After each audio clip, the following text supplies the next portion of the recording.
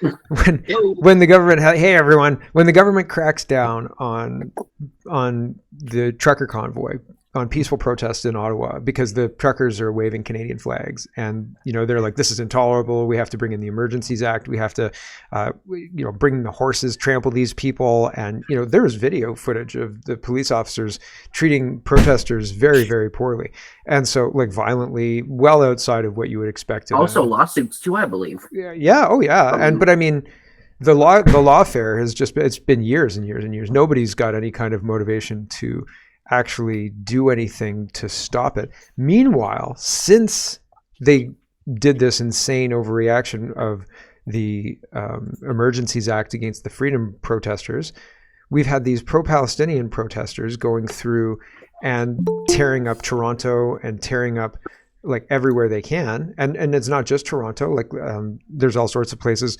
across Canada, like Calgary, Edmonton, all sorts of marches, all sorts of calling out. Somebody commented on my show earlier today saying they're violating the letter of the hate speech laws by calling out for violence upon an identifiable group. Doesn't matter who the group is. They're saying we should hurt these people. They're committing, like they're violating that. Meanwhile, they're trying to throw people in jail for mean tweets and Facebook posts where they're like, should we really be engaging in bringing in this many millions of people that we can't house? Is this a good idea? Like, oh, that's racist and intolerant. Meanwhile, there's people like marching against an identifiable group. And that's something nobody can do anything about for a year, for more. It seems bonkers. It seems absolutely crazy. So that's where my mind thinks we should start. And so we did. So Bill, thanks. You've got your hand up. What's up? Oh, can you hear me? Yeah.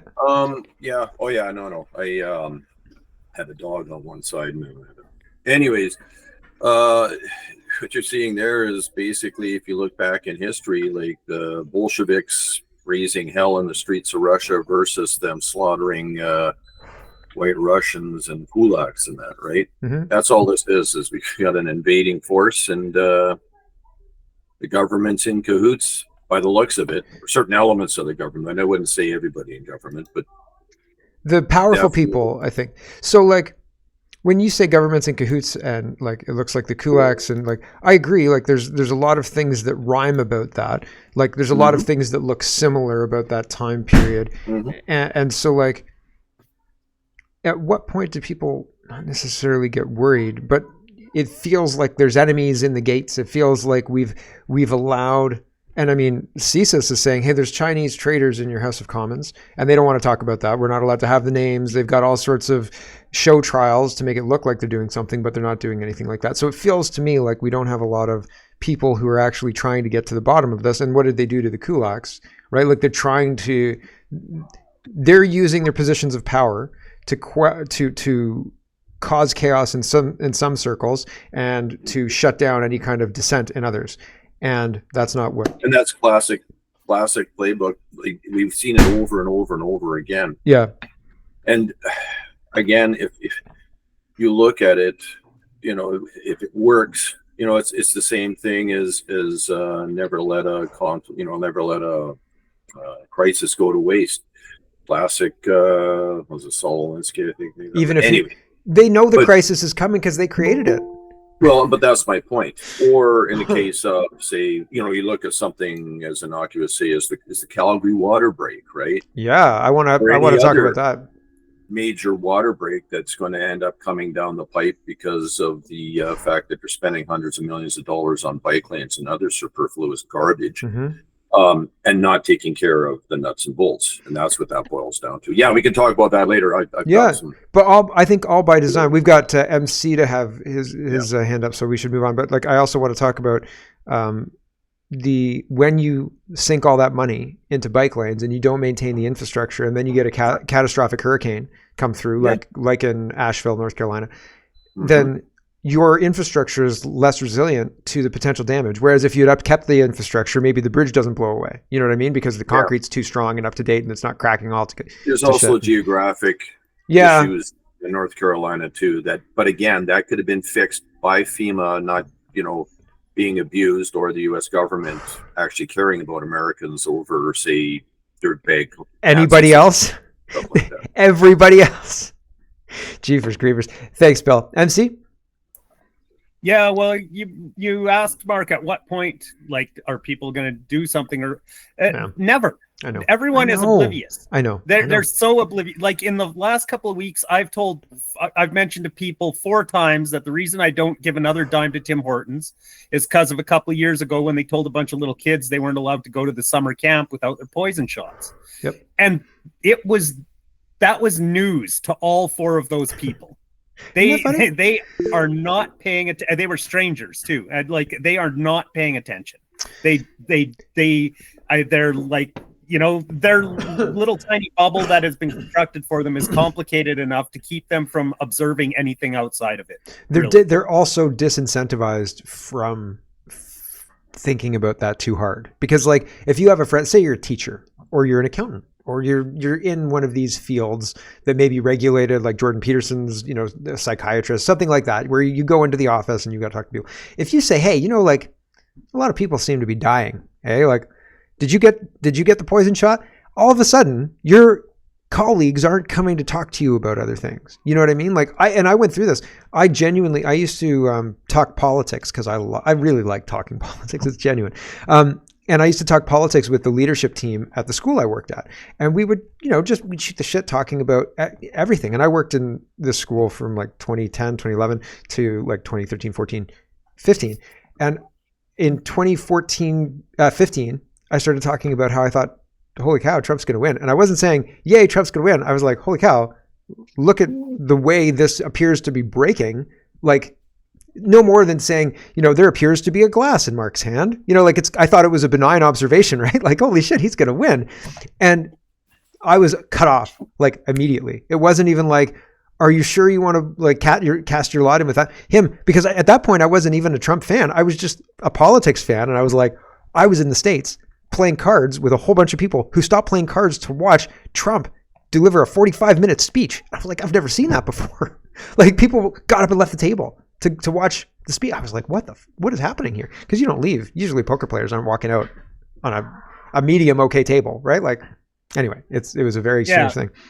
Well, that's racist and anti-Semitic, which reminds me actually with Truth and Reconciliation Day just passing by, every year I get a little bit melancholy about this, and I have to apologize to all my fellow honkies because I know that in the past year I did not commit my share of genocide. I think not only was I tolerant of Indigenous people, I might have even been polite. I might have held the door open a couple of times instead of shut, and so sorry guys. I probably will let you down again next year too because I didn't do anything.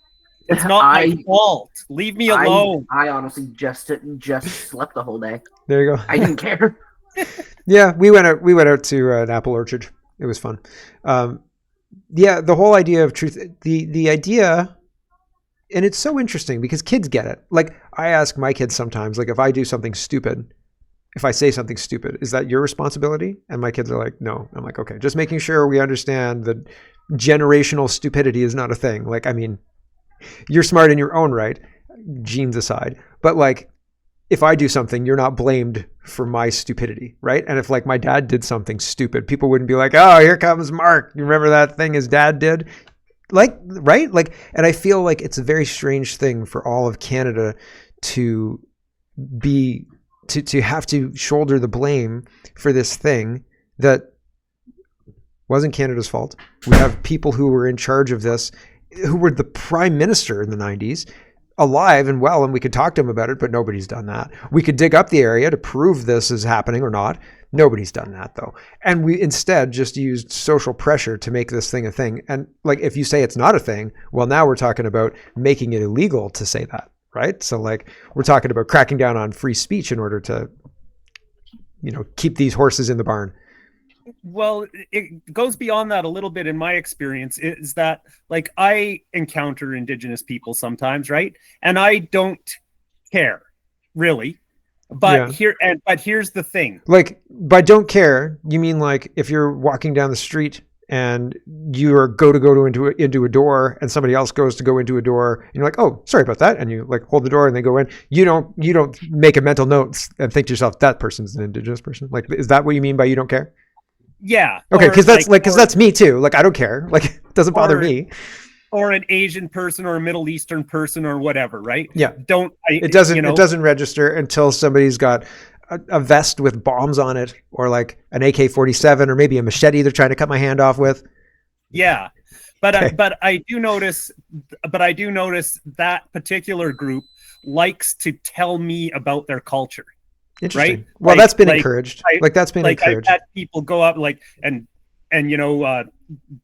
brush some smoke from a cigarette in their face and go, oh, it's like a smudge, blah blah blah. And once again, about like the Indigenous cultural things that they do and stuff, I don't care.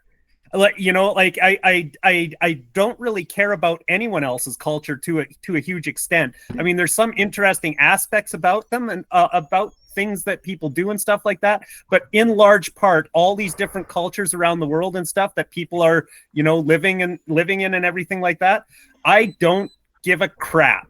Like, do what you want, fine. I just don't walk up and tell me about it, right? That's like gay pride in my face, right? Like leave me alone, for heaven's sake. I don't care about the year of the rat or frickin' Chinese New Year, right? Or Orthodox Christmas. Mhm.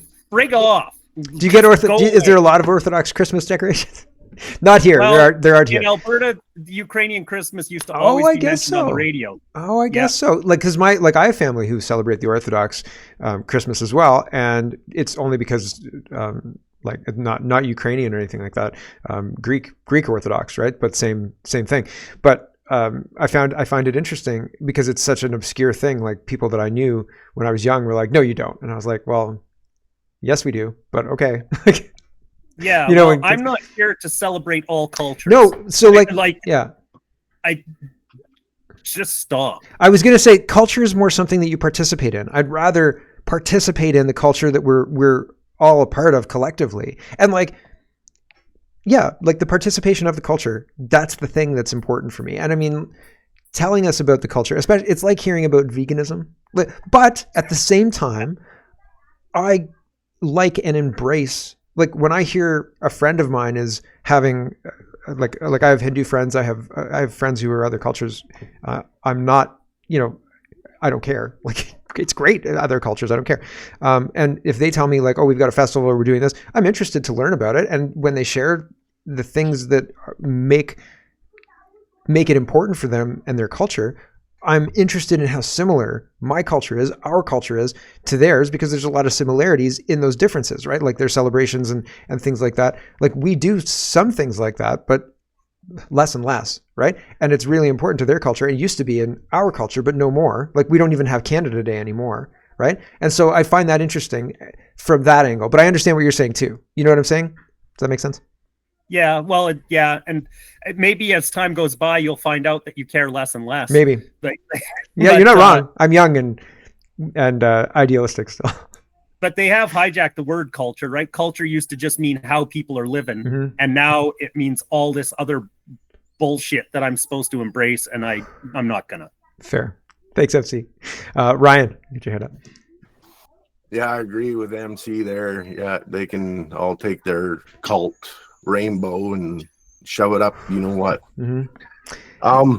Yeah, Toronto was very interesting. How many people were there, and I think they're trying to normalize this for this kind of group of people.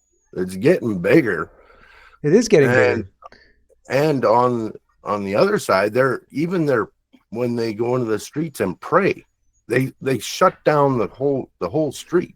Can you imagine? I'm wondering if they're going to get ready for maybe a false flag event, because they do use other groups of people for false flag events to put more laws into place, Mm-hmm. get rid of our freedom of speech, Yes. our freedom to go anywhere, like that guy trying to go to the Parliament building, wanted to go on the grounds, and the cop stops him and says, "Oh, you do not agree with what these people are saying, blah, blah, blah. Next time it's going to be, oh, you don't agree with climate change, so no, you're not allowed in this store. You know how it's snowballing. And I'm thinking there's going to be a false flag event due to this huge group of protesting. Yeah. Right? One of the things I think, like, remember when the Patriot Act passed? I think we're all old enough to remember that. In the 2001, in the aftermath of the 9/11 attacks, the Patriot Act passed, and it was seen as this. I mean, there were people who were warning that this is going to be overused and misused to crack down. Said it was going to be temporary.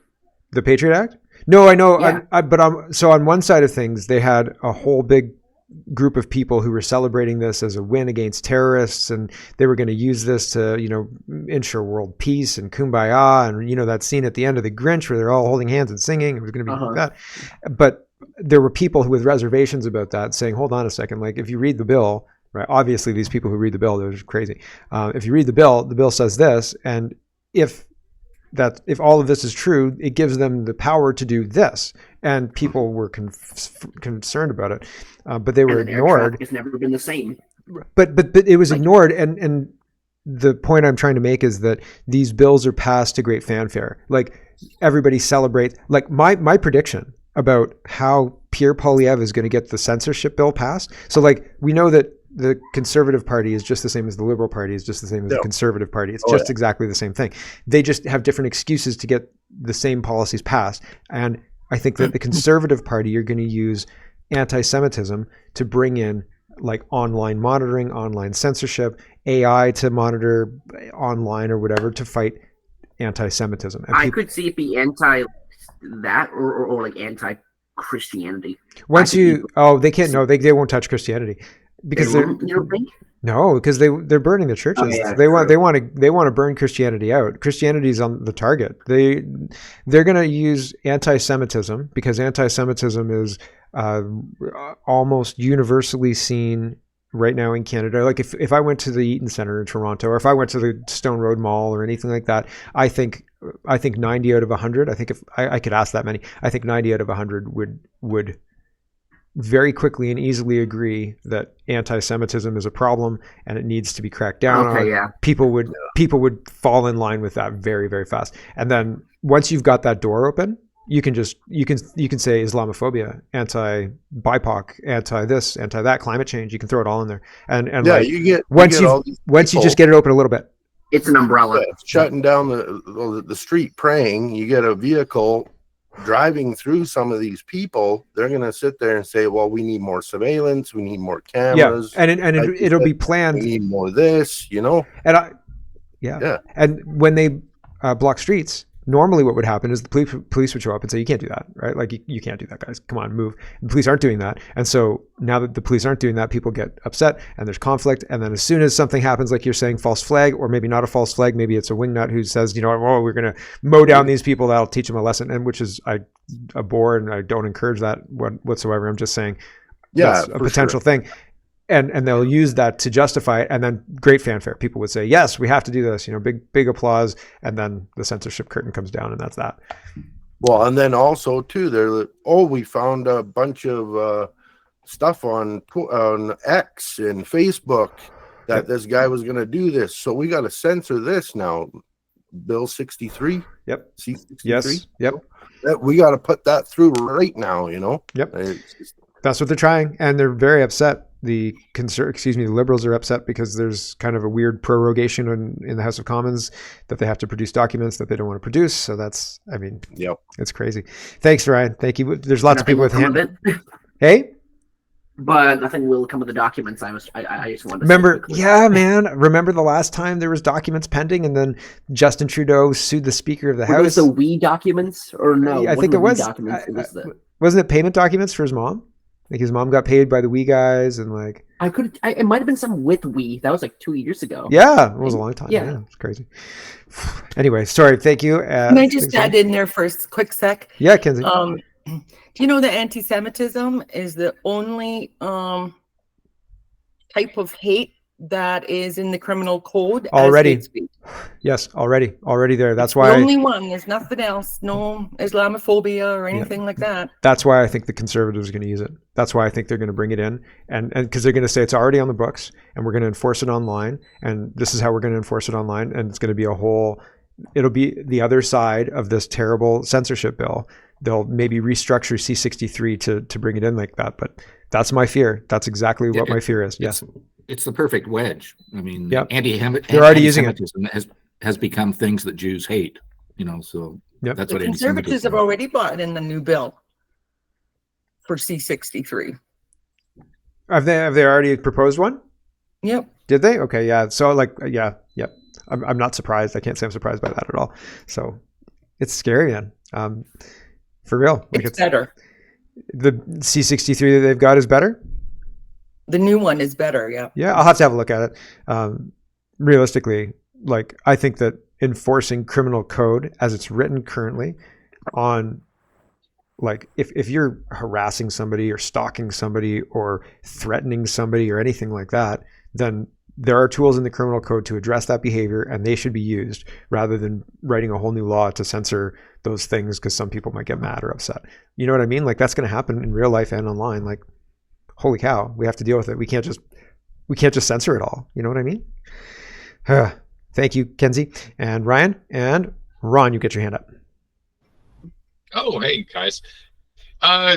Regardless of any of the laws, they're all arbitrary. They have been for a long time. That just kind of, as we're talking about new laws in the books and whatnot and anti-Semitism, everything's arbitrary. But I wanted to kind of when you guys were talking about Orange Day and whatnot, the attack on Christianity, not that I want to hijack the conversation that way, but the sins of the father, that's the way it used to be before Christianity, right? So that it's kind of the part of the attack. So as far as I to further extrapolate on that just a little bit, to the degree where that's a caste system in India. You know what I mean? The sins of the father mean if you're a baker, then you're never going to be a high-ranking politician. If you're the son of a baker, you're going to be a baker, man. If you're the son of a whatever, just give a whatever, it doesn't matter, or whatever it is, then that's your lot in life. You know what I mean? And it's completely anti-American dream. Yeah, yes, right, exactly. It's a class system. It's a stacking class system that basically enables an upper class situation by another name. It's a different name, but yeah, it's more like a caste system. What's that, Max? It's more or less like a caste system. Yeah, that's what I was saying. When you really think about it, not so much class, but if you're born into X, Y, and Z, yeah, exactly. Yeah, I agree. Can I just quickly add in again? How many decades have Germans suffered because of Second World War? People hated them for a very long time. Sins of the father. Right? No, you're not wrong. Country. That was manufactured. It was almost sold to us, like movies, Schindler's List. Every generation has had these, the idea of punishing the Germans and going back in time and killing Hitler when he was a baby. You know what I mean? This is a trope that I grew up with, and we discussed it kind of offhandedly during high school, but it wasn't anything serious, really. We didn't know the history, really, not into the depth that we could really have that discussion at all. But it was not forced on us, but became kind of a trope. You know what I mean? McCarthyism was a joke. Being worried about that was kind of a stupid thing to be worried about, and it was a joke. That was permeated our class as well, or my generation anyway, in high school. So yeah, the whole idea of sins of the father, though, is something that I thought that we got away from, but I guess it's much, you can't get really away from it, right? It's much more ingrained than that. Thank you, everyone. Ron and Kenzie. Oh, Ron, do you have some more thing? No? Okay, you're good. Steve, you're mute. There you go. Okay, how's that? Good. Hey, yeah, I'm flashing way back. We were talking, cultural things, right? And keeping culture. And I'm just going to pat myself and say I have the biggest, scariest dinosaurs and all the craziest skeletons and the graveyard at Halloween and my Christmas. I'm like the Griswolds, man. Nice. I bring it, and I see a lot of, it's an aging community and a lot of pats on the back, and a lot of kids come just for my house, and then they experiment, and more houses are starting to keep their lights on, and the teenagers come out about like 7 to about 9:30 and take the rest, and you know what, we really encourage that. So you know what, I just wanted to throw that positive moment out there that it's still happening. We still do it. We still believe in a lot of the things, right? Yeah. Like, flashing the Judeo-Christianism and woohoo! We're still here. Yeah, well, that's all I wanted to say, right? Yeah, no, and it makes sense. Like you said, or like we were talking about kind of earlier, culture is about living it. You know what I mean? Culture is about being that big house and the big lights and decorations and leading the way, right? And making sure everybody. And I leave tools outside for kids to fix their bikes. This one kid bought this Mustang 5-liter the other day. I was over helping him fix his lights and stuff. And he just comes by and, do you have any sandpaper? Do you have a diode? Do you have a? And I'm like, yeah, I might. Hold on. And I think that's really cool. Like as a guy who's in his 50s, I'm like, right on. I think I'm making like the tiniest shred of a difference. It's true. It's all right, so I'm doing it. Yeah, man, for real. And I mean, do you collect wood? You just like have a wood pile that you like have wood? How do you know me so well? Because I do, right? Everybody does. So weird. I just have, in case. I have tamarack, tongue and groove. I got old super stuff. I got yellow cedar from the West Coast. I drove back. I have like all kind of. I'm kind of woody. Yeah. Right. Yeah. Because it might come in handy, and it'd be like, this could be a shelf here. Sure. Perfect. Thanks, Phil. Yeah. Or, thanks, Steve. Yeah, man. MC. Well, Mark, once in a while you mention McCarthyism as if it's a bad thing. No, I'm saying they made fun of McCarthyism, and making fun of McCarthyism kind of tainted a whole generation to think it's not the communists. And it took me a while to be like, oh, McCarthy was right. Like, oh yeah, no, like. Yeah, he had a big point.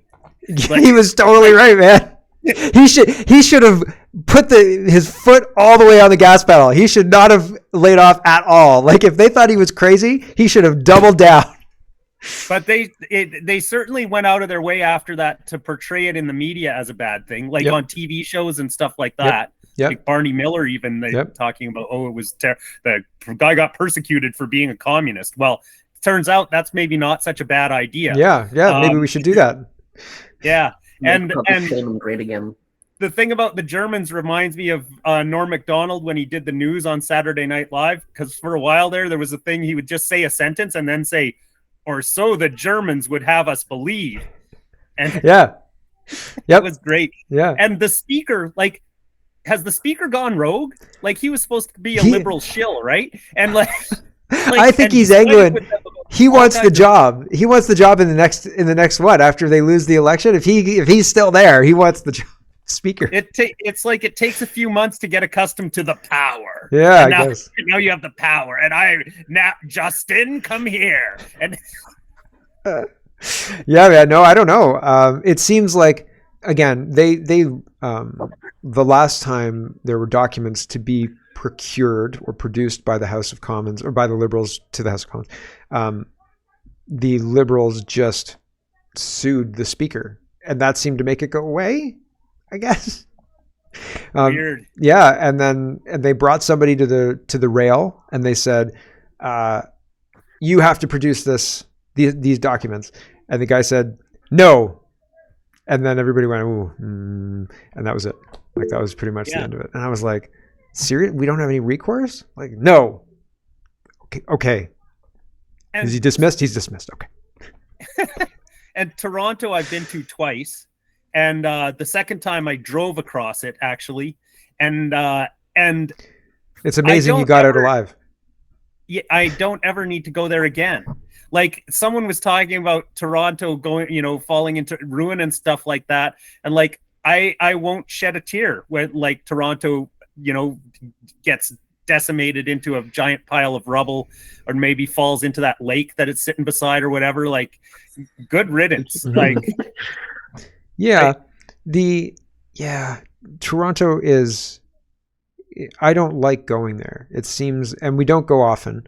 It seems dangerous, more dangerous than it's worth to go there. And I mean, the driving just in Brampton alone is like, or going through anywhere near Brampton is those stupid atrocious. streetcars too. What an idiotic idea that is. Yeah. Although Guelph had streetcars and we ripped them all out. And like, I think Georgetown had streetcars as well a while ago. We ripped them all out. I don't know why we ripped them all out. You can ride on a pretend old streetcar that used to go on Quebec Street in Guelph, in one of the Guelph museums, and there's a screen of what Guelph used to look like. So I'm interested to see how long that lasts, because it doesn't look like that anymore.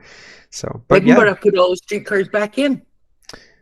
Well, they've done a whole bunch of construction and stuff, like to change it around, like the Eaton Center. I mean, that was closed off a little while ago, but the whole downtown core has been really changed from what it was. So yeah, it's, I don't know. There's not much fixing it, but it doesn't seem like it seems like we're cursed to deal with leaders who just waste our money endlessly to like start a project that we'd already gotten rid of 30 years prior. It's like, we did that. We spent all the money. We had this thing. And then we decided we don't want to go in that direction anymore. We're going to abolish it. We're going to lean into vehicles, get rid of all these things. Like, because the whole reason that we got rid of the streetcars was because they were leaning into personal vehicles, right? Because before that, it was streetcars or your horse, right? And then like personal vehicles. Anyway, it just seems like we can consistently have the monorail guy from from the Simpsons come in, bamboozle our leaders, and we get left holding the bag for 30 years while the leaders get bamboozled and spend more tax dollars every year. But that's because we pay for the organizations that come and bamboozle the leaders, right? They're a bunch of NGOs that get grants from the government. Yeah, I think that stopping that would probably be very good. I'd be interested, and maybe I should like look into this a bit, but I'd be interested in the rise of NGOs, like, and the rise of big pharma too. So like, Health Canada was previously funded by not big pharma, and then in 2011 or something like that, it switched over, and then it just like it really amped up. So I'd be interested to see how much tax dollars go to these NGOs, when that started, how much it was. You know what I mean? Like in 1990, how much were we sending to non-governmental organizations? How much were we sending out of the country? 2000, how much were we sending to NGOs? How much were we sending? Maybe I could do this. Same question, right? How much were we sending out of the country? How much were we sending to NGOs? 2010, 2015, and then 2020. Probably give you, and then 2024. Probably give you a good idea of when it started, and then when it really ramped up, right? Just having those data points. And then after that, you could really like zero in. But like, yeah, it seems that there used to be, the budget was like, we have to do potholes, we have to do healthcare, we have to do education. You know, here's a food pyramid. There you go. You know, the job is done. And now they're like, listen, we need to do censorship. We need to bring in millions of people a year, because otherwise our Ponzi scheme of an economy is going to collapse. And you definitely don't want our Ponzi scheme of an economy to collapse, because there's no chocolate cereal then, right? Like, so they use fear and everything to keep us under control. And it just feels, icky is not the right word. But it does feel like we're being manipulated and they're living it up on our tax dollars much more now than like in the 90s. I think in the 90s, it felt like I had an MPP whose kid went to my elementary school. And like, I remember being at the elementary school when he came to pick his kid up, and like, it wasn't a kid I knew. He was older than me, and I was in like grade 2 or something like that. But my parents were picking me up, and they were like, oh, that's one of the MPPs. And, you know, it seemed like they were closer. They were more in touch with the regular person. And now they're just not, like miles away. Thanks, MC. Peter. About the speaker's ruling. I mean, did you see Katrina Gould, which I can't stand that woman, but anyway, gaslighting. She reminds me of an ex-girlfriend of mine, and so she makes me even more angry. Like, she looks like an ex-girlfriend of mine, and I'm like, glad I dodged that bullet. Hopefully she'll go on permanent maternity leave after the next election. But she was up there going on about, you're violating the charter and blah, blah, blah, blah. Yeah, well, talk about projection. I don't understand that argument.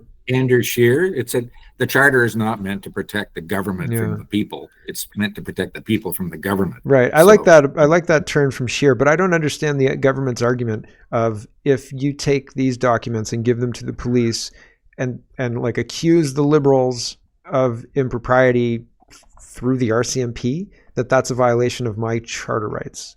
I don't understand. She was trying to make the case they need to get a search warrant. Well, no, they don't, because the Parliament is the ultimate blah blah blah. Yeah, well, they can't. But they can't. If they did get a search warrant, they'd still get redacted documents. Said no the last time they got. Yeah, one. I mean, I don't think that they. Northern Perspective had a good thing. Says, well, why didn't they just say give the documents to Parliament and we'll do with it what we want, what we think. And they said what they should do is publish all the documents and let Canadians see what's in it, and then give it to the useless RCMP. The document. We can't talk about it. We can't talk about it because it's under investigation. And then when the investigation is finished, we can't talk about it because the investigation's finished. Because we've got an investigation done. Yeah. You see, that makes sense. Meaning it's not going to happen. Oh yeah. Well, the true. same. Yeah, true. It's the same with the Nova Scotia shooting investigation. Nova Scotia's that never happened. First-hand knowledge of their competency. Yeah, like it's not. They're covering up. I have concerns that the RCMP are laying cover for the Liberals at this point in time. That's what I'm concerned about. Because like it doesn't seem genuine. Sorry, there's hockey yelling outside. It doesn't seem genuine that they've got investigations, especially now that the Parliament's ground to a halt, and now all of a sudden they found the documents. Like it's a little bit suspect if you ask me, right? Like it's just like they wouldn't reveal the stuff from the Winnipeg lab.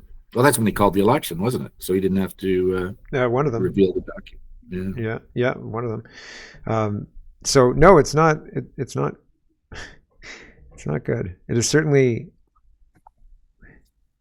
like I don't know how you can think that they're working on our side for our side, like Canadian citizen side, for our betterment, because at every turn it seems like they're trying to block people from being able to have more information or pertinent information, the information they need. Thanks, Peter. Ron. I forgot why I put up my hands. Sorry, man. I was looking at the show notes. So I'll throw in two things. I have no idea. Well, no, Trump and register to vote. That's more digital ID, right? That's more Twitter verified user stuff, I would imagine. And then I have no idea. Leadership, Freedom Convoy. I have no idea. I'm gonna bow out. Fair enough, man. Sorry, who's next? No, it's all good. It's all good. I think Trump and Elon. So you're talking about Trump and Elon Musk basically saying the most important thing you can do is register to vote. And like that just struck me as the weirdest thing to say. Like, I think the elections are rigged and they've got the counts rigged. You know what I mean? Like they've got the count down. Like there isn't even a little bit of, they can delay the results by as many days as they need to manufacture as many votes as they need to win. And nobody seems to be able to do anything about it, even now from the 2021, even with massive evidence that 2020 was rigged. And so having Elon Musk and Trump, mostly Elon Musk, but Trump standing beside him, say, register to vote, everyone. I'm like, man, like you're really like your strategy is at the wrong end of the process. Like you've got to take control of the count. But I mean, I don't want necessarily Trump in charge of that's what I mean. I don't trust any of them. I want freedom. That's why I say it goes back to verified ID, right? That I guess was always maybe Elon's thing from the get-go, and that's kind of the immigration, like that one swing of the bat like takes care of a bunch of talking points and really quite easily. Yeah, I guess so. And I mean, it's like on that note, just I don't know if I mentioned it here once, but one of the elections I went and I took my passport as ID, and they said that's not an approved piece of ID. And I said, don't you want to know if the voters are Canadian citizens? And they sort of looked at me as, if I had two heads. Yeah, right. They didn't understand. Unfortunate. Thanks, Ron and Peter. Bill. Yeah, quickly on that part, I wonder, like, again, it might not be as insidious as, a digital ID thing, this and that. I think what they're trying to do in that is wake normies up to the point that, like, people, like somebody, I can't remember who it was a while ago, was even saying, get your mail-in ballot, keep it sealed, and then bring it to the police thing. And then when they say somebody's already voted, and you call the police and say, I've got evidence of, because I've got my mail-in ballot here, they couldn't have voted. Yeah. Absolutely. So in this case, they're saying, well, you register. So in their system, you're registered as a Republican or a Democrat or whatever. Then they can say, well, look, we've got, I don't know how many, voters, 180 million people, for example, in the United States could vote or something. Yep. So if you have 165 million people registered as Republicans, without, on the surface anyways, it sure would make it harder for them to sit there and say that Kamala is going to end up with 100 million votes. You know what I mean? Yeah. You think she's going to get 120 million votes? Well, I know. Because she's but joyful. You know what I'm saying? I think this is trying to work within the realm of us not taking up arms or doing this or doing that. I think that's where they're going with it. But back to what we were talking about before with the whole government improprieties and lobby groups.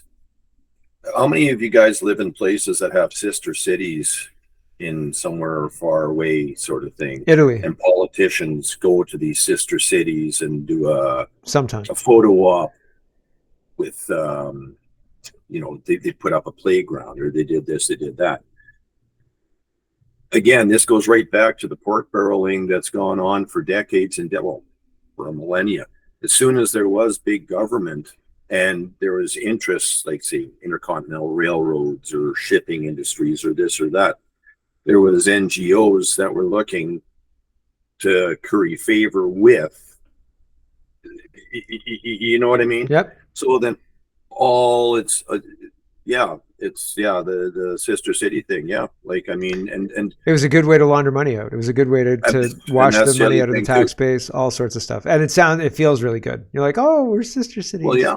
But it's also a way for these people to get their little bit of a perk, as it were, for doing their good work behind the scenes. Yep. And not everybody in government is evil, that I can guarantee you. But there are a certain amount of people. I think by and large, the rank and file are absolutely, like, mostly just people working, trying to get through their jobs. And even anybody who is, like, in government, either elected or like a bureaucrat working in, a city staff or a clerk somewhere working for a police station or something like that.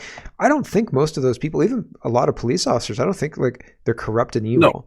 I think there are people at the top who are in key positions who make decisions that result in evil things happening. I think there are bad people who maybe get into key positions. I do think that there's a conspiracy. I think that there's a big group of people who are running things. I think they have enough power to put Keir Starmer in. I think they have enough power to put Jacinda in. I think they have enough power to run and bully the United Nations and the WHO. I think that it's very plausible. And I think that there's so many things that are happening that seem coordinated against good sense that no other explanation adequately describes it, other than a conspiracy of very, very powerful people. And then people go into, are they satanic? Are they, into kids? Are they, all these things? And then Puff Daddy, Epstein, Weinstein, like, it's leaking out. You know what I mean? It's everywhere. You can't, everywhere you look, you like turn on a radio, you listen to WAP, you're like, what is happening? Like, what happened to music? Like, everything. Well, the evil can only hide in the dark for so long. Yeah. And then it comes out. The sun comes out. And then enough people, but then we go back to that conversation of, when are people going to react? When are people going to do this? Well, we're seeing that real time. But they're criminalizing the reaction. So, like, you find out that there's these, evil people doing evil things who believe things that are totally opposite to what you believe. And also they're in charge of your government, and any kind of pushback against it is actually illegal, and they'll throw you in jail for being crazy or against their climate policies or far right. As much as they can to do that. Well, that's where we're at right now. Oh, sure. I think that's where we're at right now. But then we get to that breakover point, or that whatever, that people are finally waking up. I mean, you got to remember this ebbs and flows, and everybody wants to go back to a comfortable life where they don't have to worry that tomorrow you're going to have a bunch of blue helmets coming down the street, raping and pillaging, right? Yeah. Well, look at what happened in North Carolina. Like, well, even that's interesting in that sense. And I was going to bring this up earlier. I remember seeing people, and there was something in the X feeds there that I even saw this morning, and a lot of people in the area that, again, we've seen hurricanes in the early 60s through up, I think 64 was the last time there was like a really big hurricane going through the southwestern or southeastern United States. This one in particular, before the storm seemed to amp up, a lot of people were just saying, "No, this thing's going to blow out before it even hits land." And then all of a sudden, we get all this stuff inland. Was it Sandy? What's that? Sandy, 2009 Sandy. Oh, isn't that New York when New York flooded? 64 was specifically a really bad, hurricane year. Yeah. And then after that, either the amount of them and severe storms, there were fewer and farther between, sort of thing, right? When you were saying people thought it was going to blow out, it automatically. Oh no, it reminded me. Okay, this one. Yeah, and I they said the same. People, actually saying that. Yeah, now this one won't be bad. Then all of a sudden, boom, and then and then we go into North Carolina now, and it's like, what's going on here? Yeah, and there's a new one in the Gulf Coast now called Milton or something like that. I heard something like that. Yeah, coming off the Mexican. Has one ever started there? Not to interrupt the flow here, but like that's weird to me. Starting in the Gulf Coast. Yeah, some of the. I thought Andrew started in the Gulf Coast, wasn't it? Wasn't it? Maybe I'm just. It seems that one seems odd to me. There's a guy on Twitter called Real Life Fishing or Real Fishing Life, and he goes through. He makes a good case, I think, that in the Gulf of Mexico they have a massive machine, and by machine I mean multiple ships that are outfitted with these weather. Like there's a big white bulb thing on the ship, and then there's other cloud seeding mechanisms. One is like the microwave thing to make it actually work, and the other is the seeding to give them a target to target. But he makes a case with satellite and like watching the pulses come off the technology, that there's a huge machine there that can create weather. I don't know hurricanes, but it can. If there's like, like a butterfly flaps its wings in Japan, and then a certain thing happens in the Gulf of Mexico, they can turn it up or whatever. I think, right? But I don't know for sure. That's the speculation. Yeah, Acapulco in Mexico got hit again just last week. Did they? The storm went in, and it was going out to sea, and then it went in hard and just flooded the whole place. Yeah. Yeah. Crazy town. And like those movements, they're talking about how to use the HARP arrays to turn hurricanes and things like that. So it's plausible, but do I know for real? Like, do I know if it's actually happening? It's people talk about it like it is, and like I could believe it. So pretty crazy stuff, man. But like even there, I remember. This is dating me sort of thing, but. I'm an old part, so I don't care. But I remember going to Alta Jam 1 in 1978, 79 or whatever. And it was hot as hell, this and that. Classic summer in Alberta back before whenever, right? This cloud rolled in. And again, I hadn't seen the likes of it. Next thing you know, the next 20 minutes, like it was downpour, hypothermia, this, that, the other thing, man. And then as it rolled in, it left. And it was like one of the weirdest things I ever saw. But I just find it hard to believe at that point that, you know what I mean? Or even like, say, tornadoes, this, that, the other thing. There is a certain amount of things going on that, but there is also a certain amount of things in nature. And I've been around long enough, and not, world travel. My wife has, I haven't. I've been in the bush a lot, though, and I've seen some weird shit. And I'll tell you right now that, Mother Nature, believe it or not, is quite capable of ramping certain things up. Oh yeah. Yeah, I don't know that certainly. we need to be helping it, and it could very well be like we've got the evidence, like even out of their mouths, that they use HART to try to do this or do that.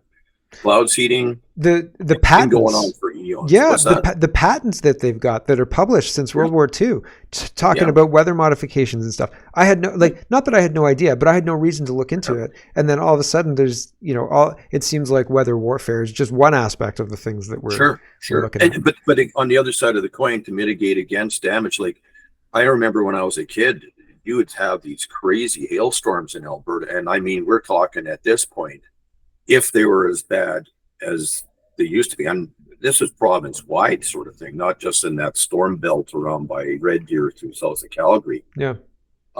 You'd be in the hundreds of billions of dollars in property damage at this point. Yep. You know, so I could see them cloud seeding in that. Doing weather modification. Can you, well, but isn't that weird? Like, for the good of, you know, the polloi or whatever. Yeah. And on that note, like even with, say, Daniel Smith not knowing, having worked in government, my wife worked in government, different levels, I can guarantee she knows that it's on a website. It's on a public website. That she isn't sure, because we had different layers where we had, say, management, workers, the worker bees were doing this, middle and upper management always had a void between themselves and elected officials. So these guys had plausible deniability, because if the pesky politicians that actually wanted to do good for people would get in the way, well, then this way here, they could get away with what they were doing. Yep. I saw it more than once. Yep. You know what I mean? Yep. But yep. No, it's a problem. Oh, it is. Certainly. Thanks, Bill. MC, you've had your hand up forever. It only seemed like forever. Indeed. So someone was talking about verified ID, and I think, like, how much more verified could you be than to just let them track your every movement for your entire life? It's perfect. You will. Yep. From cradle to grave, they definitely know how much you've earned every year, because they get half or more. Yeah. Well, and it's terrible. But the white ball you were talking about, it looks just like the radar ball, you know, at most airports. Yep. And it's a Doppler. And then and they turn up the Doppler, to charge up the sky, whatever they're spraying in the sky, and then they can use that to, like, as they can, like a microwave or whatever. In a microwave, you put the target in the microwave, but in their technology thing, I think it's, my speculation is them spraying in the sky is their ability to give a target. So you can, like on a ship where you can computer, you can say like this line or this line. I think the Doppler could be this one or this one. You know what I mean? Mm-hmm. And you were playing that video this morning of the guy talking about the mining and Kamala Harris's husband and stuff like that. Yep. Now, that guy said he's the biggest owner of BlackRock and Vanguard. And, like, that can't be right, because you just solved the case. It's him. Like, it's him. It's Kamala Harris. It can't be that simple, right? Yeah. Yeah. But it made me think, like, what I haven't heard from alternative media is, who are the owners of BlackRock and Vanguard? Who are all these, like, several hundred shareholders or whoever it is? Well, like, who actually are these people? Isn't BlackRock is a BlackRock. Let's talk about that, because I know the most about that. But I think Vanguard is the same kind of company. But BlackRock is a company, and you give your money to BlackRock. So you say, like, I'm Mark, and I make, you know, I'm Canada Poly, and my Canada Poly business makes $100 million a year. It doesn't, but we'd like to, but it's like $100 million a year. And I'm going to give you all of my profits, BlackRock, to invest as you see fit, because you get 20% return. Whereas if I did it, if I put my money into the market just by myself, I would only get 5% return or 7% return, but you get 20% return. So I'm going to give you all my money. So they start asset managing for lots and lots of assets. So like they have $1 million, 2 million, 10 million, 20 million, 40 million, 100 million, 200 billion, and so on and so forth. And so now they can influence the market, and that's by design, but that's fundamentally what BlackRock is. So you're asking who owns BlackRock? Yes. I think that's a different Well, from a quick Google search, the CEO was Larry Fink. There you go. That's the CEO. That's not the owner, right? Is it shareholders? Right? Is it all owned by shareholders? That's a good question. I don't know. is it like 100 people? Is it a committee of 300 people? So should we go arrest the leadership of BlackRock and put them on trial? Would that solve the problem, do you think? Maybe. And the other thing they would then be tangible. Like you could say like, these problems are happening and you keep paying for it. Why do you keep paying for it? Because it's profitable. Well, among other people, right? Mm-hmm. Like not just them, probably a bunch of other people, but they seem to be a group that is escaping attention that where attention might be warranted. So they're a public company, BlackRock at a glance, established in 1988, public since 1999 on the New York Stock Exchange, BLK, independent with no majority shareholder. $5.97 trillion assets under management, AUM, 14,900 employees, 2,000 investment professionals, offices in over 30 countries, and 25 primary investment centers globally. So no majority shareholders, then it does go back to the board of directors and the CEO and stuff like that. I guess so. So how would you hold a company like that accountable? And like, if you were to hold it accountable, like if you've got if you're like, you were jaywalking, just to keep it simple, right? You've broken the law, and we're gonna hold you accountable for that. Do you like go into BlackRock and say, we've got a serious crime to talk to you about here? Like which one? Right? Like we think that you've misappropriated your power to influence federal politics in the United States and other places. We think you've financed Epstein's human trafficking. We think you've financed P. Diddy's human trafficking. You know what I mean? Like, I don't know. And then if you've got that, would it stick? Remember all of the trial or all of the situations in Vancouver with the money laundering, and every time they tried to get close, the everything just fell apart. I have a feeling somehow, some way, right? Like, there'd be a lot of rich investigators. Yeah, like the jury has all exited, and each one of them have driven out in a brand new Porsche. I mean, who could know? And instead, we are going to assemble the BlackRock Internal Investigations Committee to solve this problem. And they just get that slap on the wrist, $500 fine. Sorry, our policies indicate that we take care of this internally, and we've investigated ourselves and found that we've not done any wrong. But if we did, we've done the ceremonial wrist slap. So we've set it up so that a company can be held responsible instead of the individuals that do something, right? Because they're working for the company when they do it. So they didn't actually do it. The company did it. Yeah. And then they just get a fine and nobody really gets hurt. And on West North Carolina, right? So a couple of days ago, I thought I was hearing about Eastern Tennessee and West North Carolina because they're right beside each other. Yep. And now it's just West North Carolina. And how come Eastern Tennessee now is silent? Is nothing happening there? It's weird to me, considering that it wasn't Tennessee, the state that a few months ago that passed that law that they weren't allowed to do chemtrails over them anymore. Yep. But so did Kentucky. Like I drove through Tennessee, Kentucky, and what's Georgia, Tennessee, Kentucky, North Carolina, so the Carolinas, right? So, and South Carolina too. So we drove all through there, and I was paying attention. When we left Canada, I saw chemtrails. When we came into the United States, there were fewer. When we were in Kentucky, I was like, because days before they had actually passed, it talking about the chemtrails, and I noticed them. And then same thing, I was paying attention to all, because it was the whole group of states. Like Tennessee did the same thing. I think South Carolina did the same thing. So I was shit shocked when I was driving through and I saw them still. I was like, what? What? How does that happen? So yeah, they passed those laws, but the chemtrails persisted even while the laws were because I double checked the date, and then I even went back and found the tweet, because like you're driving and then we'd stopped and I'd go for a little walk or whatever, right?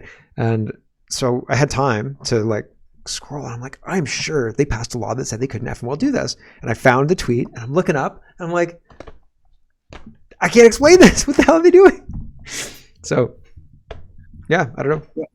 You get punished for saying things these days, though, right? You're right. I didn't tweet it. I think maybe I did tweet about it when I was leaving Canada. And I think I tweeted, but I didn't put a picture because the pictures of it doesn't really do it justice. Like if you see it in person, you're like, ooh, you're like, that's a lot.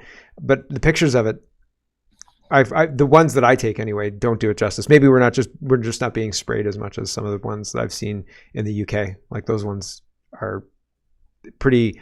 The pattern is very clear. It's a checker pattern. I just get straight lines. We get like 3, 4, 5, 6 straight lines.